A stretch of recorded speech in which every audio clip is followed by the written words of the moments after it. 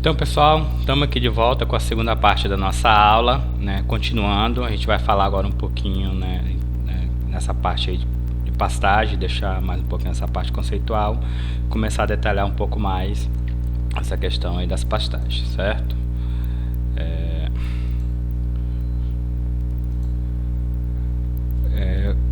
A gente tem, na literatura, aí você vai encontrar basicamente 3 tipos de pastagens, né? São as pastagens naturais, as pastagens nativas e as pastagens artificiais ou cultivadas, né? Eu trago aqui o conceito rapidinho de cada uma delas, né, para a gente poder entender um pouquinho mais, né? As pastagens natural é a vegetação original. Nelas nós encontramos espécies como as herbáceas, gramíneas ou não gramíneas e arbustos. Ou seja, é uma pastagem que ela é nativa dali, né? Ela é natural daquela região. É a vegetação natural, né, daquele ecossistema. Né? A gente vai encontrar aí, por exemplo, a região das savanas, a gente vai encontrar, né, no Mato Grosso, né, regiões que determinada planta é natural daquele ecossistema e ele é consumido, né, por animais. Né? Então isso é considerado uma pastagem natural. Ela não teve ali nenhuma, é derivada, né, da própria natureza, não teve nenhuma ação do homem para poder, né, haver o surgimento dessa pastagem. A pastagem nativa, né, ela já seria uma pastagem secundária, né? Ela é algum tipo de vegetação espontânea que surge numa determinada área depois que a vegetação natural foi destruída, ou seja, eu tiro por uma ação do homem ou da própria natureza, né, mas houve alguma ação ali de alagamento, enfim, alguma coisa da natureza, e destruiu aquela vegetação natural que tinha lá, né?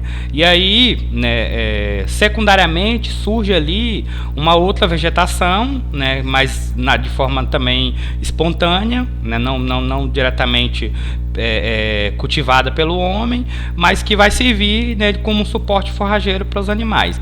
Um exemplo desse aqui próximo da gente, aqui na nossa região, até do nosso município, é aqui na região do lago, né, do lago da hidrelétrica de Tucuruí.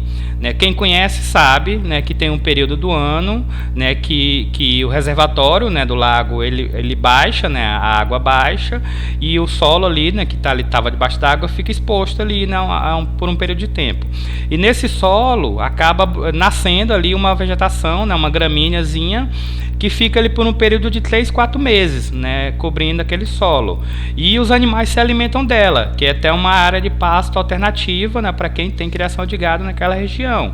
Né? Então isso aí seria o exemplo de uma pastagem nativa. A pastagem artificial, né, é a mais comum, né, essa que a gente tem, é o pasto cultivado pelo homem, introduzido pelo homem, né, com né, espécies exóticas, né, ou pode ser nativas também, mas no geral é aquela pasto, né, criada pelo homem, onde vai lá, né, tira a vegetação existente, que seja mata ainda ou não, enfim, é feita a limpeza da área e é feito o plantio, né, da semente para poder se desenvolver a área de pasto. Né? Então, essas são as áreas de pastagens artificiais. Tem aí uma estimativa, né, que no Brasil a gente tem em torno de 180 milhões de hectares de pastagem. Né? E desses 180 milhões de hectares, 110 milhões delas são pastagens artificiais, ou seja, cultivadas, né, pelo homem. Né? E que desses 110 milhões de pastagens artificiais, a maioria, né, dela, em torno de 70% dessa pastagem, ela é constituída da gramínea da espécie do gênero Brachiara. Né? E aí vem também, né, o gênero Pânico e o gênero Andropogon e o Cinedon, mas a maioria dela, né, 70% dessas pastagens artificiais seria constituída pelo capim, pelas espécies, né, do gênero Brachiara, pelo capim Brachiara, que a gente chama, é o mais comum, né, nessas áreas de pastagens artificiais.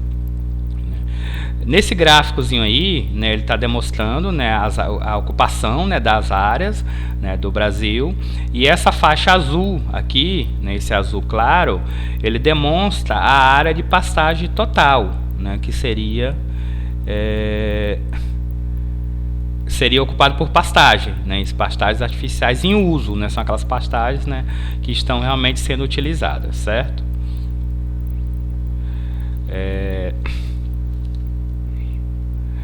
Uma coisa importante, né, que a gente tem que saber aí, né, a escolha da forrageira, quando vai se escolher uma forrageira para uma determinada área de pastagem, né, eu preciso ter algumas considerações que eu tenho que levar em conta, né. Eu tenho que saber o clima da minha região, eu tenho que saber a qualidade do solo que eu vou plantar essa pastagem, para eu poder saber qual a melhor espécie vai se cultivar, vai se adaptar, né, àquele tipo de solo, né, o meu tipo de rebanho, né, o que é que eu vou criar naquela área, porque aí vem aquela questão lá da aceitabilidade, né, e do próprio, né, teor de proteína, né, dessa pastagem. Eu vou ter uma diferenciação, por exemplo, se é gado de leite, se é gado de corte, né? Então eu tenho que ter, né, esses parâmetros aí para eu poder definir qual é o tipo de forragem, né, que eu vou utilizar. Um outro exemplo, né, os equinos não é qualquer tipo de capim que eles consomem, diferente dos bovinos. Então eu tenho que saber isso daí, eu tenho que conhecer. Se eu tenho uma quantidade lá de equinos, essa criação vai ser para esse pasto vai ser para consumo deles, eu tenho que saber qual é a variedade que eu vou utilizar ali, qual a cultivar que eu vou usar, porque não são todos, né, as cultivares, todo o gênero de capim que é consumido por eles. Então esses são alguns fatores que eu tenho, né, que conhecer, né, e buscar, né, o entendimento deles para eu poder definir, né, a espécie de forrageira que eu vou utilizar naquela minha área de pastagem, né. Mas enfim, independentemente do tipo de animal, né, que vai utilizar a pastagem, os princípios básicos do manejo são os mesmos e vale para qualquer espécie forrageira, em qualquer lugar do mundo. É necessário produzir folhas para o consumo animal, mas também manter certa quantidade de folhas para a planta reiniciar seu crescimento. Então isso aí está diretamente ligado àquela questão do manejo que a gente falou, né? Independente da cultivar, né, da forrageira, independente do animal que eu vou criar, tem que ser respeitado essa questão aí. Eu tenho que produzir, né, alimento para consumo do meu animal, mas também tenho que respeitar a capacidade da planta, ou seja, eu tenho que manejá-la de uma forma correta, né? Ela tem que ter, por exemplo, uma reserva de folha para ela se regenerar, para ela se manter, para ela fazer a fotossíntese, para ela fazer a captação e a conversão de nutrientes, a reserva de nutrientes, né? Então eu tenho que ter esse equilíbrio, né, entre o fornecimento, né, o consumo da planta, da forrageira pelo animal, mas também o ponto de resistência da planta, né, o ponto de respeitar a capacidade de regeneração dessa planta, né? Então eu tenho que ter esse equilíbrio aí, né, esse binômio para me poder, né, ter uma pastagem de qualidade, duradoura, né, e com o manejo correto. Para estabelecer bases corretas de manejo de pastagem é necessário entender, né, os processos de crescimento e desenvolvimento da planta que resultam na forragem a ser consumida, ou seja, cada espécie de forrageira ela tem um desenvolvimento diferente, um tempo de crescimento diferente. Ou seja, um determinado capim tem um tempo, X dias, para ele chegar no ponto de corte. Já uma outra cultivar tem um período de dias diferente, né? Então eu tenho que conhecer isso daí, né? Ou que seja uma leguminosa, né? O teor de proteína dessa leguminosa, qual a capacidade de regeneração dela, enfim, eu tenho que conhecer, né, esse desenvolvimento da planta. Como os fatores do meio e de manejo interferem sobre os processos, né, eu tenho que saber, né, essa questão do fatores externos, né, o meu período de seca, meu período de chuva, né, qual a quantidade de chuva que eu tenho, qual a capacidade né, a quantidade de chuva, o período de chuva, de seca que eu vou ter, para me saber o manejo correto, quantos animais eu vou poder colocar naquela área no período de chuva, quantos animais eu vou poder colocar no período de seca. Então eu preciso conhecer isso daí também. A capacidade da planta de se ajustar, né, sua morfologia de crescimento em resposta aos distúrbios, né, ambientais do pastejo, ou seja, é o que a gente falou, né, a capacidade que a planta tem, né, de se adaptar ali, né, dentro daquela área, dentro daquela forma de pastejo, dentro daquela quantidade de pastejo que vai ocorrer sobre ela. Então, né, nesse esquemazinho dá para a gente poder ver que é um conjunto, né? Não é só eu ter, né, o pasto lá, ter a gramínea disponível ou a leguminosa disponível e ter o gado e colocar lá no pasto, colocar para pastar. Não, eu preciso, né, conhecer, né, esses outros fatores que vão, né, vão estar todos interligados. Eu preciso conhecer o clima da minha região, qual é o período de chuva, qual é o período de seca. Eu preciso conhecer o solo, né, que eu vou trabalhar. Ele é um solo fértil, né, de baixa fertilidade, de alta fertilidade, né? Se é de baixa fertilidade, eu vou ter que fazer a correção desse solo. O que eu vou precisar para poder fazer a correção desse solo? Né? Isso aí, por exemplo, eu chego a esse resultado através de uma análise desse solo. Né? Eu preciso conhecer a planta, né, que eu vou utilizar ali, qual vai ser a espécie mais adequada para aquela área. Se é uma área de brejo, né, que vai ficar o período do ano alagado, vai ter uma determinada cultivar que vai se adaptar melhor ali, né? Se é uma área muito seca, né, vai ter uma outra cultivar que vai se adaptar melhor ali. Eu preciso conhecer o animal que eu vou trabalhar ali, né? Por exemplo, vai ser um gado de leite, vai ser um gado de corte, vai ser bovino, vai ser equino, né? Como eu falei para vocês, os equinos eles são muito seletivos, não é qualquer tipo de gramínea que eles consomem. Então eu tenho que saber se você é uma área de pastejo para equino, eu tenho que saber a cultivar certa que eu vou implantar naquela área ali. E o próprio manejo em si que engloba tudo isso, né, para poder se adequar a tudo isso, né, um período de verão, no período de seca eu vou reduzir o número de animais num determinado piquete, no período de chuva que o pasto está melhor, né, eu tenho uma quantidade maior de forragem ali, eu vou, né, aumentar o número de animais dentro daquela área, daquele piquete, né, enfim, eu tenho que definir esse manejo. Os ruminantes, né, afetam a planta de forma positiva e negativa, né? A remoção da folha, por exemplo, né, o fato do animal ir lá comer a planta, né, pisar a planta, né, o pisoteio, isso é uma forma negativa, né, é um aspecto negativo para a planta, né, ou seja, ela vai estar sofrendo ali, né, uma pressão, né, tanto com a questão da desfolha, como com a questão do pisoteio, né, do animal pisando ela. Né? Mas também e seria negativo para a planta e positivo para o animal, né? Porque ele está consumindo, vai ganhar peso, enfim, vai se manter, né? Mas já tem um outro também, ao contrário, né?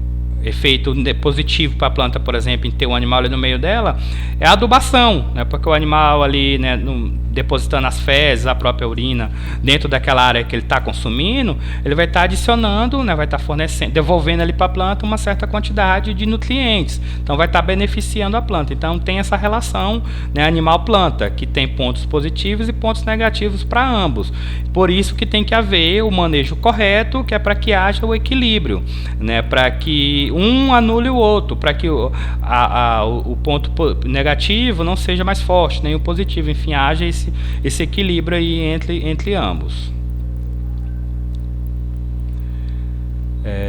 Morfologia de gramíneas e leguminosas e forrageiras, né? A gente vai conhecer um pouquinho, né, dessas duas espécies de forrageiras, né, das gramíneas e das leguminosas, que são, né, as espécies, né, mais utilizadas, né? Eu só uso leguminosa e gramínea na alimentação animal? Não, né? Pode ter outras espécies, né, de plantas que podem ser utilizadas, mas o mais comum, o mais, né, rotineiro são as gramíneas e, né, em segundo lugar, as leguminosas. Então a gente vai conhecer um pouquinho, né, dessas duas plantas e a gente saber, né, o uso dela dentro desse sistema de pastejo. A morfologia da planta tem um propósito não apenas biológico, mas também de auxiliar nas decisões de manejo da forrageira. Ou seja, eu preciso conhecer a planta para mim poder saber o tipo de manejo que eu vou aplicar. A morfologia é o estudo das características físicas, né, estrutura externa das plantas, né? É a junção das palavras aí do grego, né, que seria a forma e o estudo, ou seja, o estudo da forma, o estudo da planta, uma forma de estudo da planta, né? As características físicas refletem os componentes de produção da planta, por exemplo, número de perfilhos, número de folhas, tamanho das folhas. Então são essas características aí que definem a planta, que é a morfologia da planta, que eu preciso conhecer para mim poder saber o tipo de manejo que eu vou adotar. As terminologias, né, elas são determinadas por normas internacionais, né, são as espécies compostas por dois nomes, né, grifados, geralmente eles aparecem grifado, ou em letra que difere do texto, geralmente itálico. Por exemplo, pânico maço, braquiária brisanta, né, pânico maço cultivar Tanzânia, braquiária brisanta, cultivar Marandu. Então isso aí é a terminologia, a nomenclatura que é dada, né, a essas plantas, que vem aí de um padrão de normas internacionais. A classificação dessas forrageiras, né, as hibernais e as estivais, né, por exemplo, aí a gente está detalhado aí para vocês, a gente não vai aprofundar muito aqui, mas só lendo aí o primeiro tópicozinho dos gráficozinhos, né, as hibernais, elas, né, se adaptam melhor em clima temperado, já as estivais do clima tropical, né, e por aí, por exemplo, a gente vai poder trabalhar, né, qual a minha região, né, qual é o clima da minha região, do lugar que eu estou. Então isso aí vai ajudar para definir, né, a questão do cultivo. A família das gramíneas, né. Aí tem nesse quadrozinho aí, nesse slide, vocês conseguem ver, né, essa classificação, né, da família, enfim, do reino, do gênero delas. É mais por uma questão de informação mesmo, mas a gente não vai se prender muito, né, a esses aspectos que não, né? A gente vai mais para a questão, né, prática mesmo do uso das forrageiras.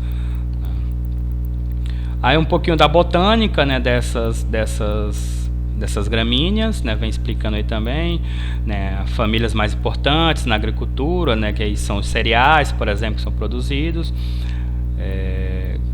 Compreende mais de 700 gêneros, mais de 12 mil espécies, né, e são presentes em várias situações ambientais.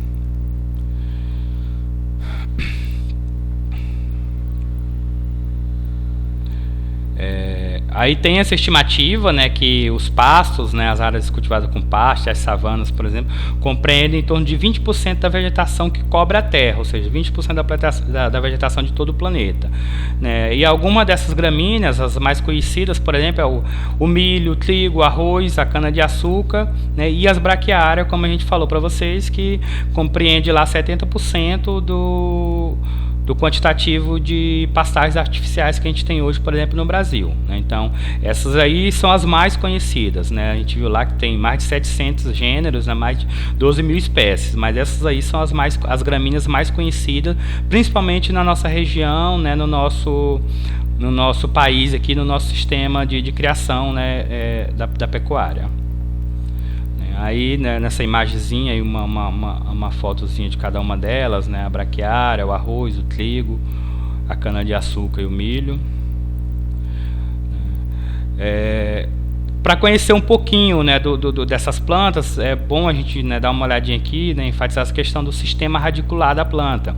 Por quê? Foi aquilo que a gente falou, a morfologia da planta. Eu tenho que conhecer, por exemplo, esse sistema radicular vai estar diretamente ligado ao meu tipo de solo. Se eu tenho um solo profundo, ou se é um solo raso, se é um solo fértil ou de baixa fertilidade, o sistema radicular da planta como ele vai se desenvolver naquele tipo de solo. Então eu vou ter que conhecer o sistema radicular daquela determinada forrageira para me poder saber se ela vai se adaptar àquele tipo de solo, aquele tipo de clima, aquela área que eu pretendo, né, trabalhar, né.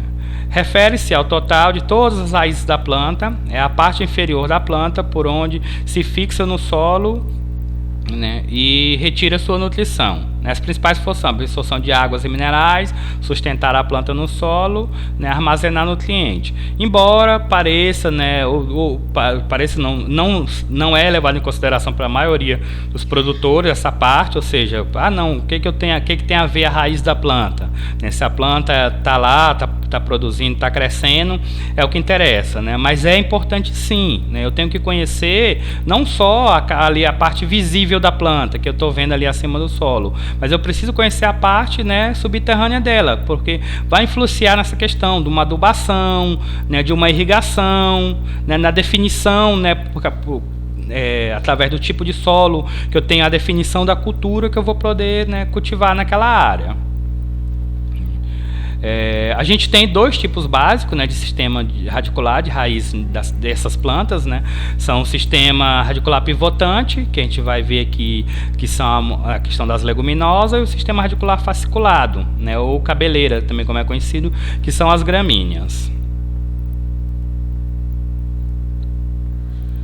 Sistema radicular fasciculado, ou sistema de cabeleira, né? São raízes semelhantes entre si, numerosas, formando um sistema denominado fasciculado ou cabeleira.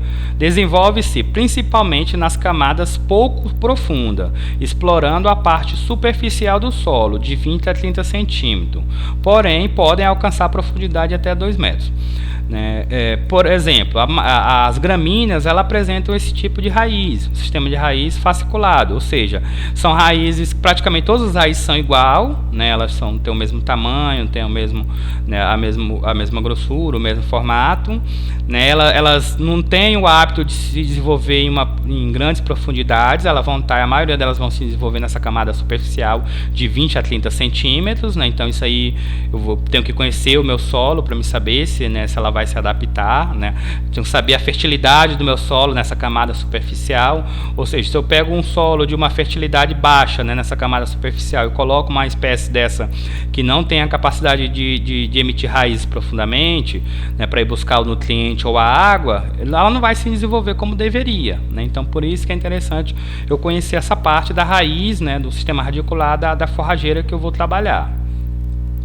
Isso aí é uma foto, né, um exemplo do sistema cabeleira, né, vocês vão ver, são várias raízes, todas mais ou menos com o mesmo formato, com a mesma grossura, né, que é, né, a raiz predominante nas gramíneas, né, ou seja, a maioria das espécies de capins, né, vai ter esse sistema de raiz. Além da raiz, né, vem a parte, né, que já entrando para a parte do dossel, né, da parte aérea da planta, né, eu tenho o como, né, das gramíneas, na maioria das espécies é oco e é constituído de nós e entrenós, né. Cada nó tem sua folha correspondente, os entrenós são cilíndricos e podem ser ocos, como ocorre em gramíneas de inverno, ou pode ser cheio, como ocorre no milho e na cana-de-açúcar, por exemplo. Um bom exemplo para a gente, né, dar aqui seria, né, a cana-de-açúcar mesmo, né? Nós temos ali, né, muita gente popularmente chama de gomo, né? Aí eu te chamo aquela parte menorzinha onde tem a brota ali da planta e da raiz de nó, né, ou de olho, que seria ali o perfilho que vai nascer, né? E dentro ela não é oca, ela é preenchido, né? São cheios. Então isso aí é o como da planta, que é chamado. Esse conjunto de gomos, né, de nós, né, ele é chamado, constitui o como da planta. O capim é a mesma coisa, ele tem esses comos, né, tem os nós, e geralmente ele é oco, né? No capim esse como é oco. Aí nessa imagem dá para a gente ver, né, dá para ver aí a questão do nó, né, do entrenó, né, que é esse espaço entre um nó e outro, compreende o entrenó. Esse espacinho que forma tipo um anel na planta, né, tipo aquele joelhozinho, ele é chamado nó, né. Dos nós, do como, na axila das bainhas foliares surgem os brotos e o perfilho, ou seja, nessa área, nesse anelzinho aqui, nesse nó, é que vai sair, né, o perfilho, que vai sair a bainha, vai rebrotar as novas folhas, né, dessa gramínea. As folhas, em geral, possuem bainha, né, lígula e lâmina, né. Aí tem a definição de cada uma, mas assim, o que é interessante a gente conhecer, né, porque num sistema correto de pastejo, num sistema, né, que tem um manejo correto, adequado, o ideal é que o animal consuma apenas a folha dessa planta, dessa gramínea, né? E não como às vezes acontece, quando há o super pastejo, né, que eu deixo uma quantidade de animal demais, por tempo demais, numa determinada área, e ele vai consumir a folha, o broto, o próprio talo da planta, né, que seria os nós e o entrenó, enfim, vai consumir tudo, toda a planta, né, toda a parte aérea da planta. Esse não é o manejo ideal. Por quê? A planta, ela tem as fases da folha dela, dela, né, tem as fases da planta, né, por exemplo, as folhas adultas, as folhas já abertas, né, toda já aberta, toda formada, ela é onde tem uma concentração maior de nutriente para o animal, que é as folhas ideais para o consumo, mas também as folhas, essas folhas já abertas, elas são as folhas onde recebe a luz solar para realizar a fotossíntese para a planta, né, aquela folha fechada ainda, que ainda está lá aquele cartucho enrolado, saindo, está brotando, ela não tem a capacidade de realizar fotossíntese. Então, se eu deixo o animal comer demais aquela planta, né, comer as folhas, né, adultas ali, que seria onde realizaria a fotossíntese, eu vou prejudicar o crescimento e o desenvolvimento dessa planta. Consequentemente, eu vou ter uma pastagem de má qualidade. Então, o ideal é que eu tenha esse manejo, né, eu conheça dessa fisiologia da planta, né, para mim poder ter esse manejo adequado, saber a hora certa que eu vou colocar, né, o animal naquela pastagem, a hora certa de retirada do animal daquela pastagem. Né, aqui nessa imagem, né, tá bem completa, né, dá pra gente ver a questão da bainha, da aurícula da folha, né, da lígula, do nó da planta e da lâmina foliar. As leguminosas, né, família das leguminosas. Aqui também igualmente vem descrevendo, né, a espécie dela, enfim, a que reino pertence, a classificação, enfim, a família delas, né, e aí vocês podem, né, tá visualizando isso aí de uma forma bem detalhada. Mas que a gente não vai se prender a isso também, porque, né, a gente vai se prender mais à produção da forragem em si. Esse quadrozinho traz também a botânica, né, das leguminosas, né, e aí fala da importância dela, né, como uso na forragem para ruminantes, né, fala da distribuição dela pelas regiões, né, do mundo aí, mais de 500 gêneros, né, e 11 mil espécies, ou seja, uma quantidade muito grande de leguminosas que a gente tem disponível, mas que apenas algumas são as mais utilizadas, né, de acordo com a nossa finalidade, que seria, né, a forragem, né, a alimentação animal. Aí tá algumas delas, né, que podem ser usadas, que são bastante usadas, né, por exemplo, o calopogônio, a poerária, a crotalária, o amendoim forrageiro e a soja perene.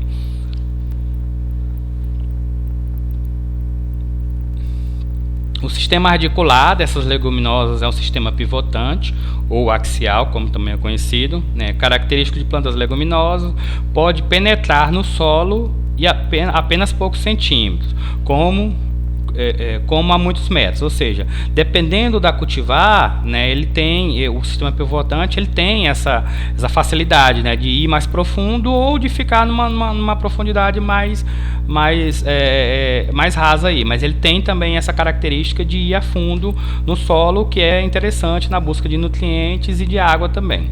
Apresenta uma raiz primária, ou seja, uma raiz principal, né, que é mais robusta, né, e pequenos braços, que são chamados, que são raízes secundárias, são outras raízes pequenas que se derivam dessa raiz principal.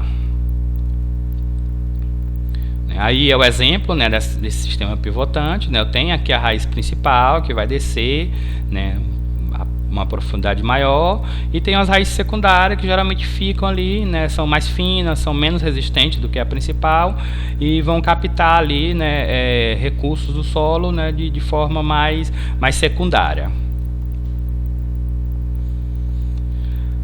Uma característica desse tipo de raiz, né, das leguminosas, né, essa raiz pivotante, a raiz das leguminosas, é a apresentação de nódulos, né, que são... Nesse nódulo ele abriga bactérias do gênero Rhizobium, que tem a função de captar nitrogênio da atmosfera e fixar ele no solo. O que faz com que essas leguminosas, esse tipo de forrageira, seja não só uma boa fonte de proteína para os animais, mas como também uma espécie de adubação verde, faz um trabalho de adubação verde no solo, porque ele vai ter essa função de pegar o nitrogênio da atmosfera e fixar ele no solo, e né, fazendo com que ele fique disponível para as plantas daquele solo. Por exemplo, né, até utilizado em algumas áreas o sistema rotativo, né, o cultivo naquela área um período do ano uma leguminosa, né, ela vai fazer esse trabalho de fixação de nitrogênio no solo, ou seja, ela vai melhorar o meu solo, e depois eu venho com a gramínea, que vai fazer o aproveitamento desse nutriente que ela fixou, né, naquela área ali. Então ela tem essa característica, né, de ser uma planta que tem o poder de fixar, né, o nitrogênio no solo, ou seja, uma planta adubadora, né. Aí é uma foto, né, que dá pra gente ver o que seria esses nódulozinhos, né, que é onde abriga essa bactéria, né, do Rhizobium aqui, né, são essas pequenas bolinhas que se formam, né, aqui nas raízes da planta, e aqui dentro essa bactéria vai estar fazendo esse trabalho de capturar, né, o nitrogênio e fixar ele, né, no solo de uma forma que ele fique disponível para que outras plantas possam absorver. O caule das leguminosas, né? Há uma grande variedade em tamanho, comprimento e número de ramos, né? Tipos, né? Nós temos os subterrâneos, né? e os aéreos, né? Nesses aéreos nós temos o rasteiro, o subarbusto, o arbusto e o herbáceo, ou arbóreo, né? Que varia aí de metro, né? de 1,5 m até 3 metros ou mais de altura. São de hábito variado, né? Pode ser herbáceas, arbustivas ou arbóreas, né? Isso aí a gente vai ver algumas delas mais para frente, né? Também tem tipos de folhas diferentes, né? Aí tem os arranjos de folha no caule, pode ser folhas opostas, folhas alternadas, enfim, isso é mais por uma questão de uma classificação botânica mesmo aí, né? Então, a gente vai, né, dar uma paradinha aqui agora, né, nesse segundo bloco, né, de aula. E aí, daqui a pouco a gente volta com o terceiro bloco da nossa aula, né, continuando aí falando um pouco mais sobre as gramíneas e sobre as leguminosas.